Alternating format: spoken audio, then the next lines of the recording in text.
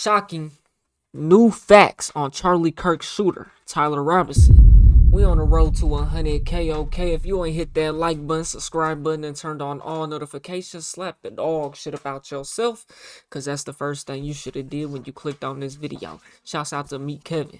Let's see what it's hitting for. Charlie Kirk by Tyler Robinson has everybody scrambling to put together a narrative as to why Tyler Robinson would do this.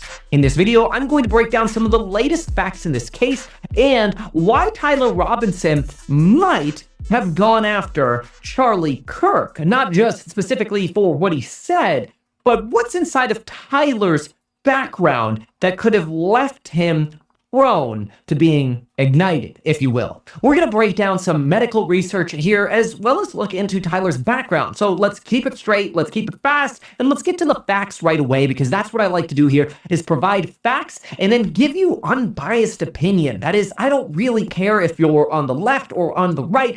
I look at this as providing perspective as an American, and honestly, I think the vast majority of you feel the same way. So I'm just going to provide information, and then you can choose what to believe from it. So let's get started. The first thing that we have to understand about Tyler Robinson is that there are a lot of rumors and potentially even facts circulating about potentially Charlie Kirk's alleged assassin living with a transgender partner who is now cooperating with the FBI.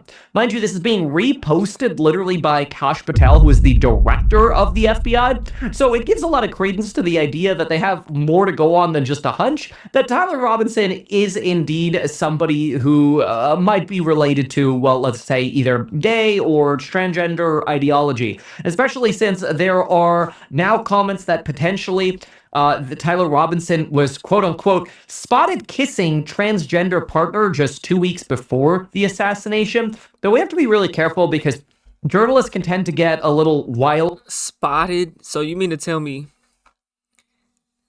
September 14th is when that was posted? Killer sick for life, Charlie Kirk killer Tyler that was spotted just 2 weeks before the assassination. Though we have to be really careful because journalists can tend to get a little wild and pry at every single angle possible to try to get any inkling as to what would potentially lead people to believe the partner is transgender. However, that potential transgender partner is now cooperating with the FBI in interviews, so you would assume that the FBI has some more intel into this. But I'm also seeing a lot of articles where neighbors are like, I don't know, I don't want to go as far as calling him trans. So we don't quite know. But what we do know is... Come on. Y'all don't see the clear agenda here, bro. How is it that Trump almost gets assassinated? This is all within 6 months, bro. This is publicity. I hope y'all understand that this is publicity for Donald Trump. This is so Trump can go down as the greatest president of all time, damn near. I ain't gonna say that. He still won't be labeled that. But this is publicity, bro. How is it that he almost gets assassinated? And then there's a bumblebee that shoots up a Catholic school, right? And then this dude is in a relationship with a Optimus Prime. And he's the one that killed Charlie Kirk. That's best friends with Donald Trump's son and is up working under Trump.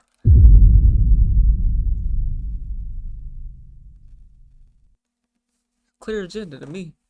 I don't know, I don't want to go as far as calling him trans, so we don't quite know. But what we do know is that this was somebody who is radicalized.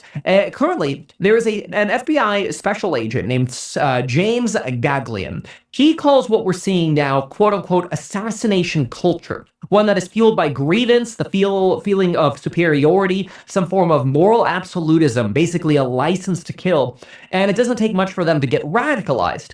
And this is why right now there's a lot of conversation about, could somebody who is potentially transgender be more prone to radicalization? Yes. You know why? Because they're mentally unstable. That's why. Now, also then, of course, has people on the flip side saying, oh, come on, like there are shootings all of the time and only 0.11% of all shootings are committed by transgender individuals. But We also have to understand that the time frame in which we look at shootings is going to make up what the statistics show.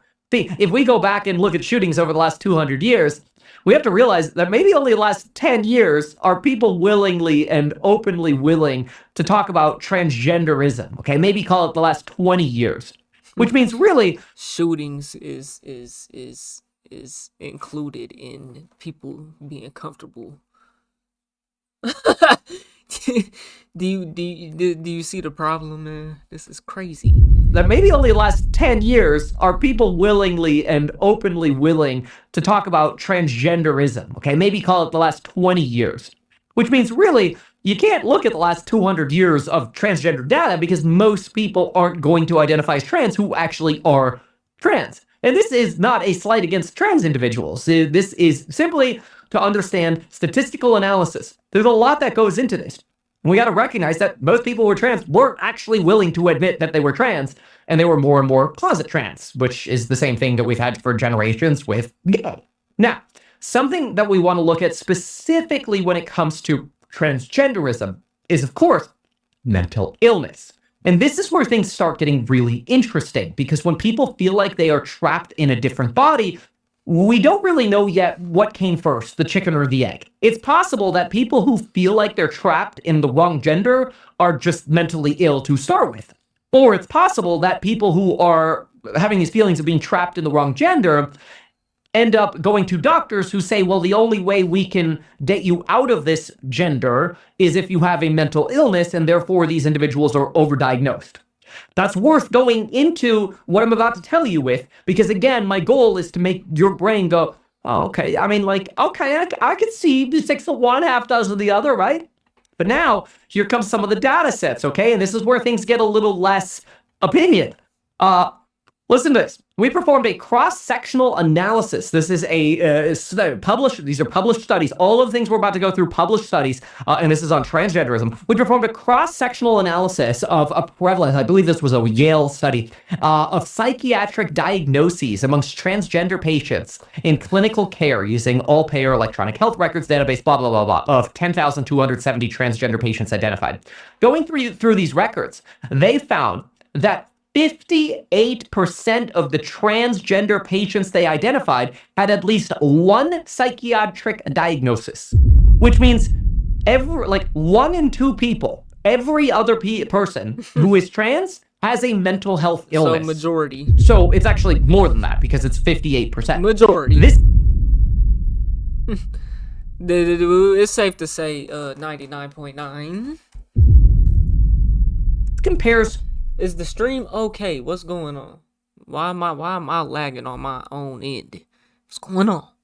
We good? To 13.6% for non-transgender individuals, which means you really have to get a little bit more than 1 in 7 people to find one mental health illness that has been diagnosed. Again, is it we're diagnosing trans individuals more, or did they start with more issues and then become trans? That's unclear. Brethren. There's less of them in there. Transgender patients had a statistically significant increase, the whole that scientific wording, in the prevalence for psychiatric diagnoses queried, with a major depressive disorder and generalized anxiety disorder being the most common diagnoses. That means 31% were major depressive disorder victims, or sufferers would probably be the better word. So this is a big deal, and there's not just information about this, but there is a lot more. Yale goes deeper and goes in to say that the study found that transgender individuals who had received a diagnosis of gender incongruence were 6 times more likely to have mood or anxiety disorders than the general population, 3 times more likely to be prescribed antidepressants and anti-anxiety medications, and 6 times more likely to attempt suicide, resulting in hospitalizations. Now, the problem is that's only 6 times more likely to attempt. Also now add in attempt and succeed in suicide, which is bad. It also somewhat suggests that some of these individuals might be more disconnected from society and the consequences of society. Like, hey, if I kill Charlie Kirk, I might get the death penalty. Don't care about death. Suicidal anyway. Possibly, right? Now, what else we've got to look at is Stanford. suggests that people should be started on transitioning drugs earlier in adolescence to help minimize some of those mental health issues. What? But then this raises the eyebrows of, wait a minute. Of course, that's what the studies say, huh? Of course. So give it to them while they're young and just fuck them up so there is no going back. That's crazy. You potentially pushing people into this part of society that is just going to lead to a lifetime of mental health illnesses. So this is a counter that a lot of people have to this Stanford suggestion. For example, I want you to consider not only what some of the other studies say that are out there, but also what some of the drugs do when we talk about depression.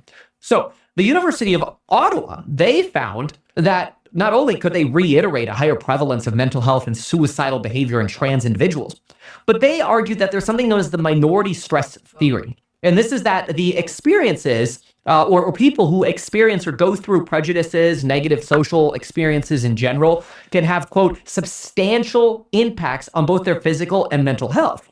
And so when you're ostracized as somebody who's, maybe basically like a 1% minority in society or less, then really it's no surprise that you're going to have physical and mental health problems.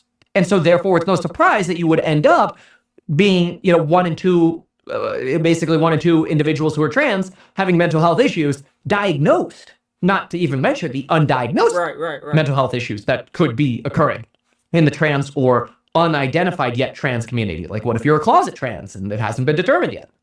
Now, then you get into, well, what's going on with antidepressants, like our drugs and sort of this medical society that we're in? Everybody's so willing and excited to prescribe new drugs these days. I personally try my best to stay away from, chemicals and drugs as much as possible, but this is, I promise you, not a sponsor. I just love that, Icebreakers came out with these. Like, sorry, I'm pitching this. I think you could still get them at like Walmart and Target. I promise you it's not sponsored.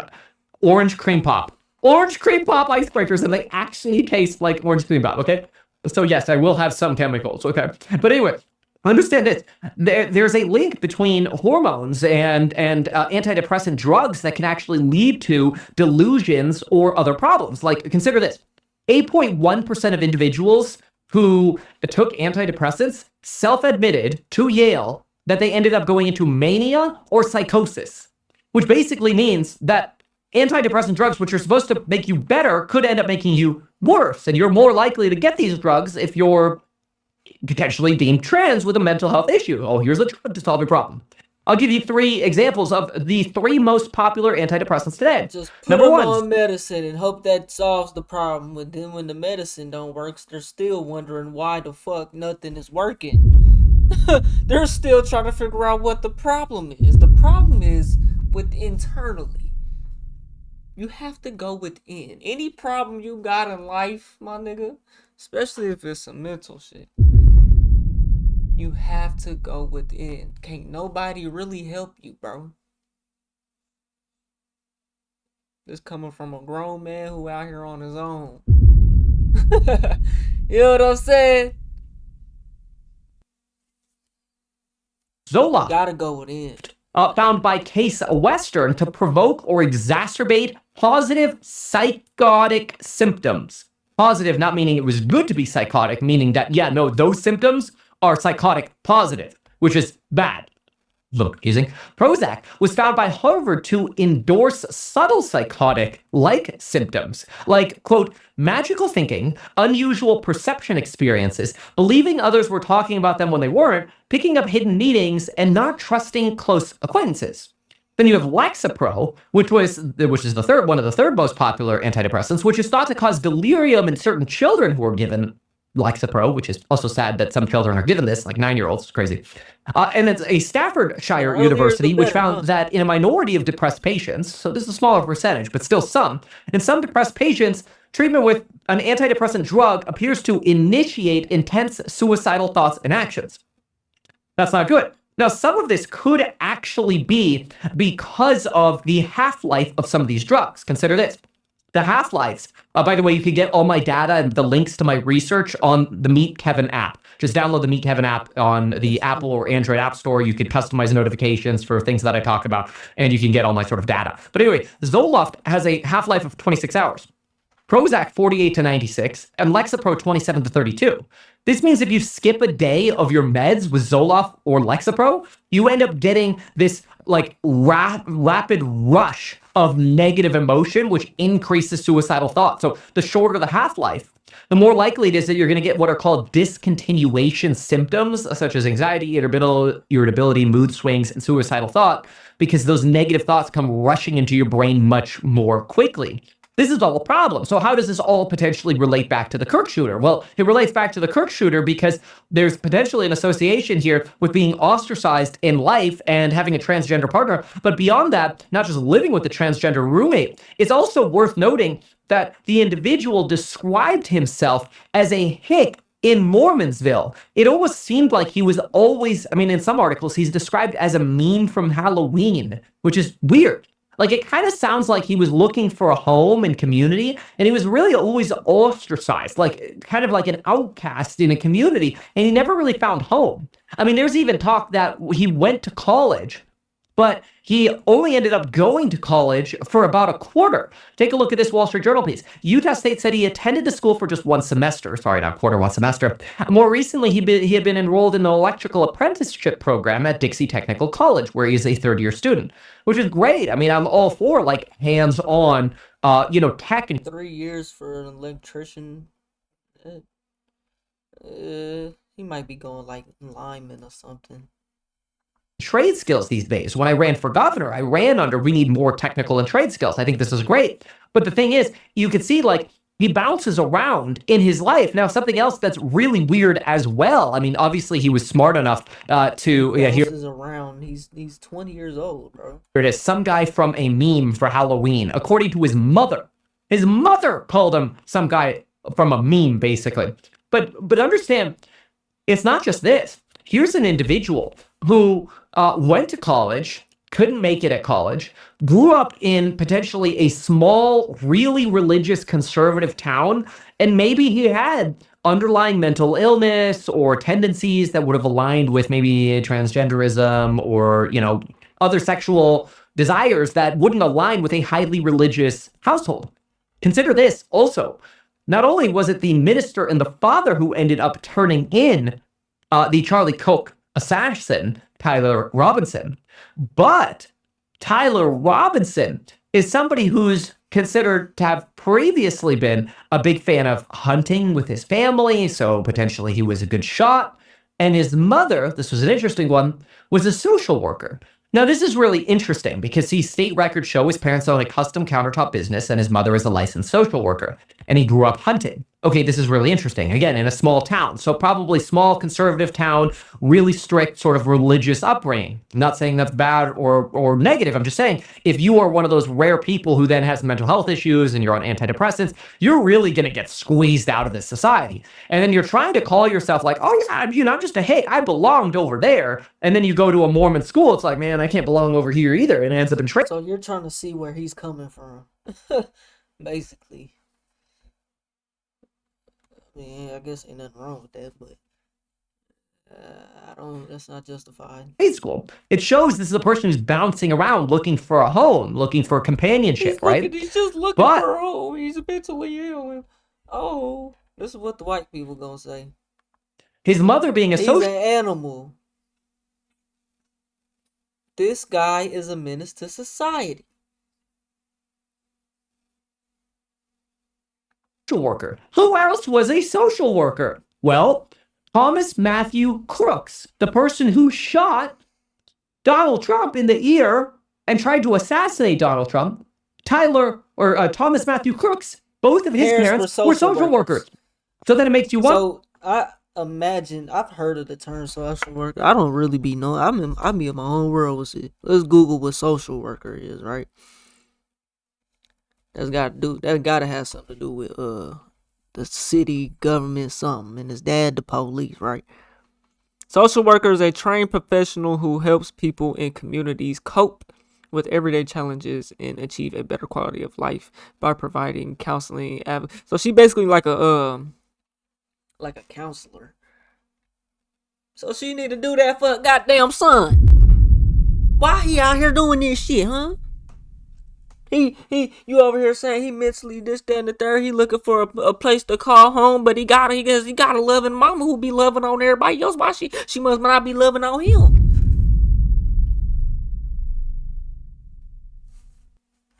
That's tragic. Wonder, like, are social workers more likely to ignore their own children while they're dealing with other children? It be like that. Life is real, bro, and it be like that. You know what I'm saying? These counselors, you go to therapy, talk to a nigga, they go home and have fucking worse problems than you got. You know what I'm saying? That's life. Children? Are they more likely to prescribe the antidepressant medication because that's just what they're used to do? Oh, how about this new study? How about this new study? How about the study that shows whether police officers' children grow up to be school shooters, Optimus Primes and Bumblebees and whatnot in PDF files? You know what I'm saying? How about they come out with that type of study? I don't know that social more likely to ignore their own children while they're dealing with other children? Are they more likely to prescribe the antidepressant medication because that's just what they're used to do? I don't know that social workers prescribe that, but recommend that to doctors who then prescribe it. Are they more likely to do things that would actually end up ostracizing their children into these sort of situations? I don't know. That's pure speculation, right? Like, my goal is always to separate, hey, here's where we have data, here's what we know, and then here's perspective around that.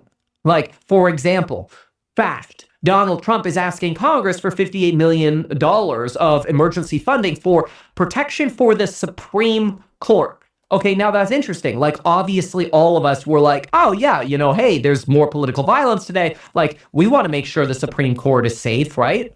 Of course we do. And, like, nobody wants to see less security for the Supreme Court. This is a very important institution for the United States. That's all, like, fact. We know that. But it's also...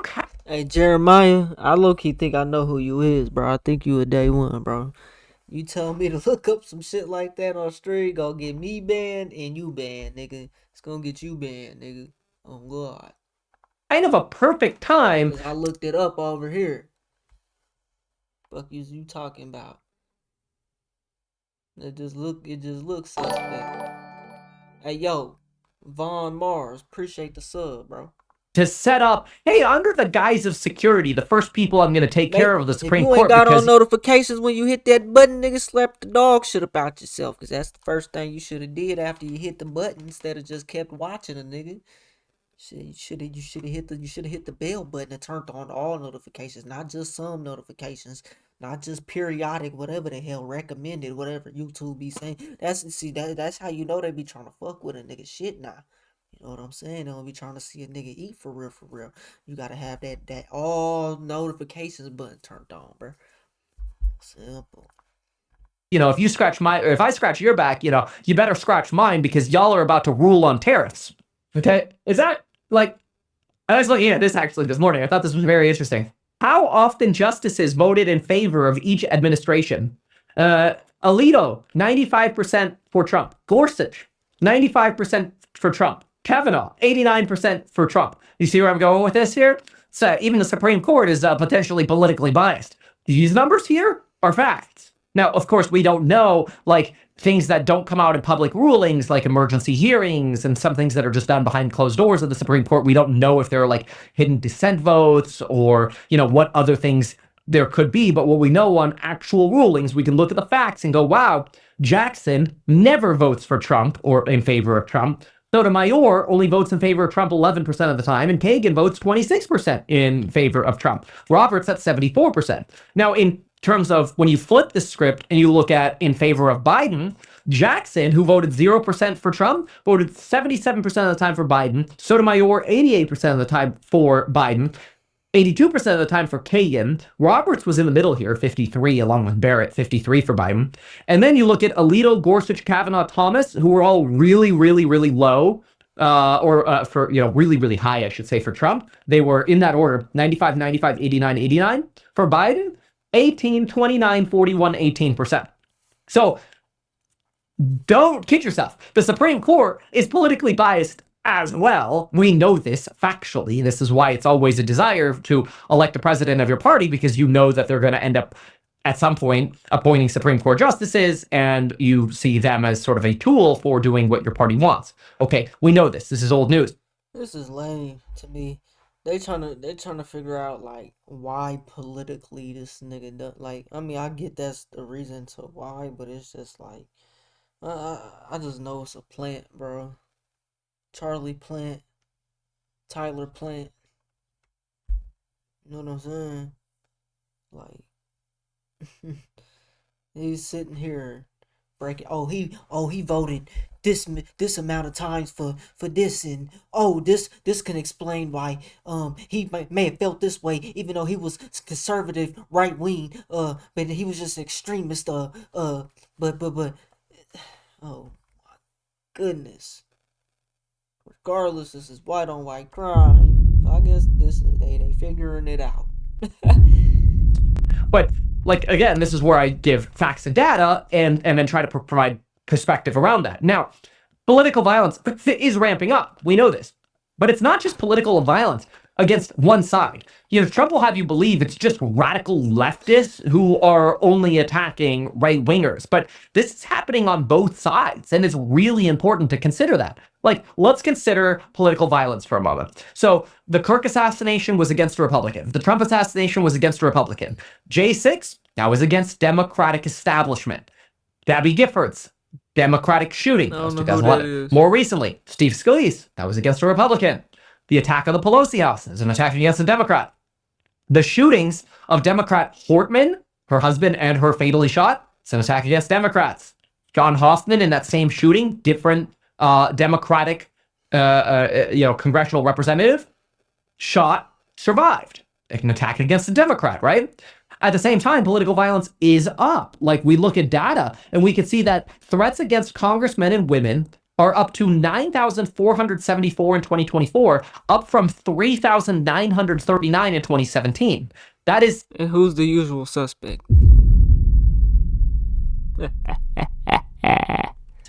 Quite a lot more. I mean, 9,474 divided by 3,939 equals 2.4x of a rise in threats against congressmen and women. Now, of course, some people argue that, you know, politicians are ramping up the sort of like temperature in terms of attacking the other side verbally, leading to potentially more aggression here. I actually think one of the big problems could be artificial intelligence and algorithms, like whether it's YouTube or Twitch or Twitter or whatever. These are platforms that tend to promote sort of extreme opinion. When you have extreme opinion, you get really staunch supporters and really staunch haters. And that's how you get dialogue. That's seen as interaction by the algorithms, and they promote the extreme. People like me tend to get less engagement online because what we say is sort of like you listen to it and you're like, yeah, I mean, that all makes sense. You know, yeah, that's reasonable. And they're going to be Democrats are like, that's reasonable. And then they're going to be Republicans like, that's reasonable. They're even going to be transgender people like, yeah, that's reasonable. You know, like, that doesn't get you yelling at me, Kevin, on TikTok, right?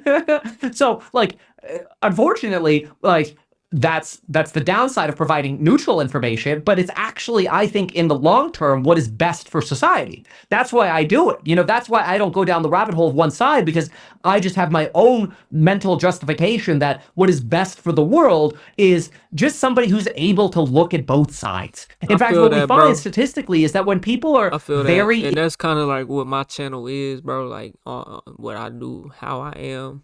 You know what I'm saying? I always like be trying to see the both sides of things. Maybe y'all can tell that, maybe y'all can't, I don't know.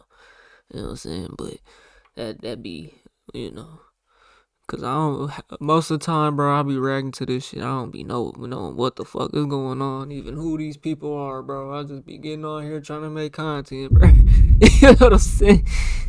Able to look at both sides. In fact, what we find statistically is that when people are very ingrained in one side, they actually tend to misinterpret people from the other side. Mm-hmm. So people who are like super left often misinterpret that people on the right are kind of not that different from them. And then vice versa. Like people on the right are like, oh, it's a Democrat. Like they often tend to I hate that misinterpret left, right stuff, that, the other person's... That shit is childish, bro. Grown adults sitting here talking about left and right. And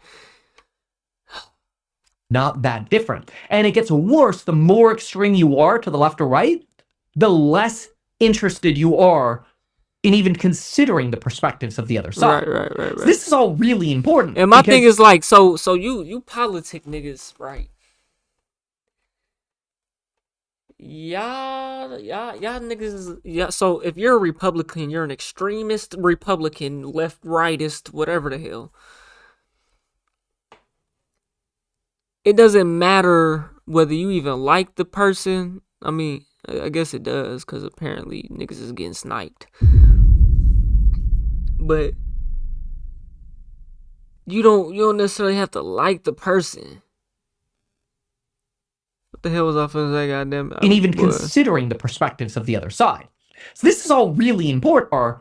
In even considering the perspectives of the other. Hold on. The less interested you are in even considering the perspectives of the other side.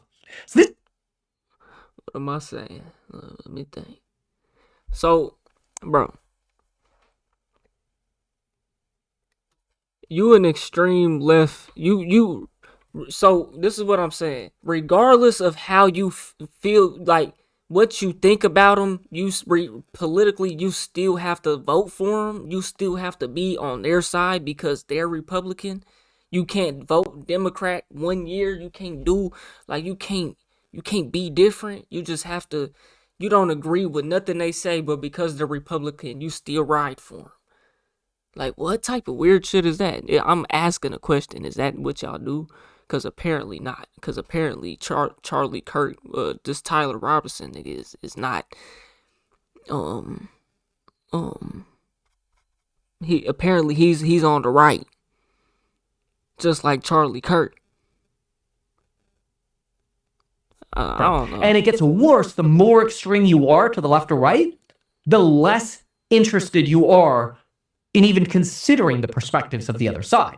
So this is all really important because it sort of helps us understand why political violence is skyrocketing. Now, don't get me wrong. Political violence has always occurred. I mean, you could go to the late 1890s and look through literally from the late 1890s all the way through the mid 1900s, and Black Americans got slaughtered publicly, like lynched during the Jim Crow era, and this was deemed normal. Okay, that's crazy, and that was deemed normal. Okay, then what did you say? Interested you are in even considering the perspectives of the other side.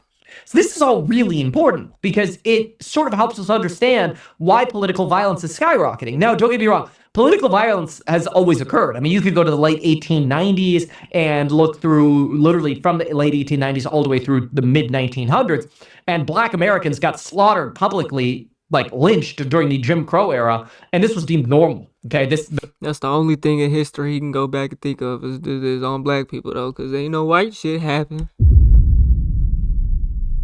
If it wasn't as big of a deal, though. That's crazy, and that was deemed normal. Okay, then you got MLK Jr. shot. It was George normal. Wallace shot, survived. MLK died. RFK was shot, not RFK Jr. JFK was shot. Right?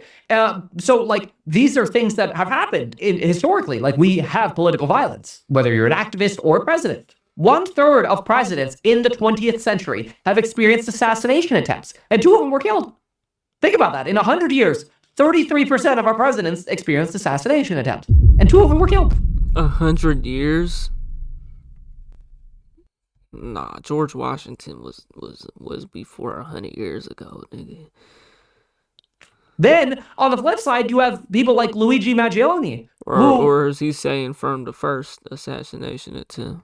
He's basically considered like a folk hero now for attacking and killing the father of I think 3 children because he was the CEO of United Health, which, I'm not here to show for the insurance companies. I'm just saying, like, it shows you that to some extent, society's kind of like, in some cases, hell yeah, which is just this weird duality because right now people are like, hell no.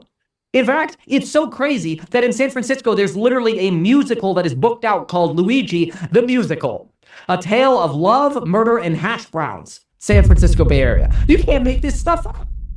So yeah, like these are real issues in our society. How are we going to solve this? Extremism spreads more on social media. How do you prevent that? I don't know. I don't write the algorithms, right? There is a link between transgenderism and mental health problems. Okay, we know that. And we've got, Trump kind of using these sort of events to not only scratch the backs of the people that he needs help from, but, he also uses stuff like this to win elections. And this is why usually politicians... That's why I told y'all it's publicity, bro, for Trump. That assassination attempt, publicity. The Catholic school shooter. And then listen, this Charlie Kirk happened the day before 9/11. Imagine they wouldn't do it on the same day. But 9/11 came, I didn't hear nothing about 9/11 the whole day. I ain't see not one video on the internet. I ain't see nothing. I ain't seen nothing in real life. I was at work. No, I was in the trenches though, so that might have been why. But regardless, I did not see nothing about no 9/11. That was it September 11th. It's 9/11. This happened September. Well, what is it? September 10th, right? Or was it the day before? Just look at the timing, though, man. You know what I'm saying? Amplify this. Rather than talking it down, they kind of amplify this stuff. This is how the Tulsa race riot started. White on white murder, black witness mindset towards it, target the people who didn't want anything to do with it. So you saying because black folks was witnessing it, they got mad at them. Because ultimately, they end up benefiting by getting votes. By the way, here's a picture, allegedly, of the transgender room. I mean, Trump can't run again. He gonna be here, though, for a while. He only been here, like, what, 6, 7, 8, 9 months? And already tried to took him out. And it took out his homie. Trump got 3.5 years left, man. Y'all think he gonna make it out? Oh, hey, America was kind of peaceful when Biden was in that bitch, low key. That nigga was damn near about to die in that bitch. You know what I'm saying? Trump getting this hoe. Niggas is getting shot up and all type of shit, boy. Goddamn. But that goes to show like another side of that Trump shit. They think, America great again. Y'all think, America just gonna, you know what I'm saying? Y'all are happy. Y'all think Trump the guy and, everything's gonna be so much better. Look at what's happening, though. You know what I'm saying? Look at what's happening, though, man. You know what I'm saying? Hey, man, y'all let me know what y'all think about that situation right there, though, man. We on the road to 100K, okay? If you ain't hit that like button, subscribe button, and turned on all notifications, slap the dog shit about yourself, because that's the first thing you should have did when you clicked on this video. I'll get at you on the next one, and I'm gone. TY Pin and name.